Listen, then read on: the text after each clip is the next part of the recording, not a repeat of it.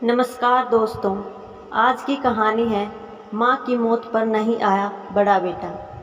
लखनऊ के एक उच्च वर्गीय बूढ़े पिता ने अपने पुत्रों के नाम एक चिट्ठी लिखकर खुद को गोली मार ली। चिट्ठी क्यों लिखी और क्या लिखा, यह जानने से पहले संक्षेप में चिट्ठी लिखने की पृष्ठभूमि जान लेना जरूरी है। पिता सेना में कर्नल के पद से रिटायर्ड हुए। वे लखनऊ के एक पोस्ट कॉलोनी में अपनी पत्नी के साथ रहते थे। उनके 2 बेटे थे जो सुदूर अमेरिका में रहते थे। यहाँ यह बताने की ज़रूरत नहीं है कि माता पिता ने अपने लाडलों को पालने में कोई कसर नहीं रखी। बच्चे सफलता की सीढ़ियाँ चढ़ते गए, पढ़ लिख कर इतने योग्य हो गए कि दुनिया की सबसे नामी गिरामी कॉर्पोरेट कंपनी में उनको नौकरी मिल गई। संयोग से दोनों भाई एक ही देश में लेकिन अलग अलग अपने परिवार के साथ रहते थे। एक दिन अचानक पिता ने रुआं से गले से बेटों को खबर दी, बेटे तुम्हारी माँ अब इस दुनिया में नहीं रही। पिता अपनी पत्नी की मिट्टी के साथ बेटों के आने का इंतज़ार करते रहे। एक दिन बाद छोटा बेटा आया जिसका घर का नाम चिंटू था। पिता ने पूछा, चिंटू मुन्ना क्यों नहीं आया? मुन्ना यानी बड़ा बेटा। पिता ने कहा कि उसे फ़ोन मिला, पहली उड़ान से आए।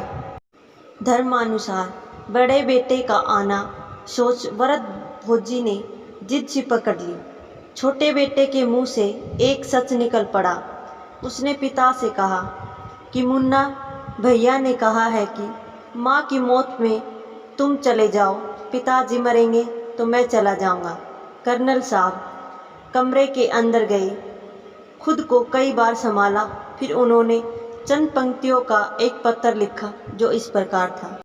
प्रिय बेटों, मैंने और तुम्हारी माँ ने बहुत सारे अरमानों के साथ तुम लोगों को पाला पोसा, दुनिया के सारे सुख दिए, देश दुनिया के बेहतरीन जगहों पर शिक्षा दी। जब तुम्हारी माँ अंतिम सांस ले रही थी तो मैं उसके पास था।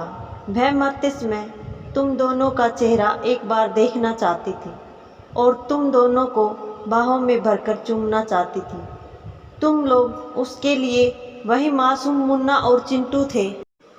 उसकी मौत के बाद उसकी लाश के पास तुम लोगों का इंतज़ार करने के लिए मैं था। मेरा मन कर रहा था कि काश तुम लोग मुझे ढांढस बंधाने के लिए मेरे पास होते।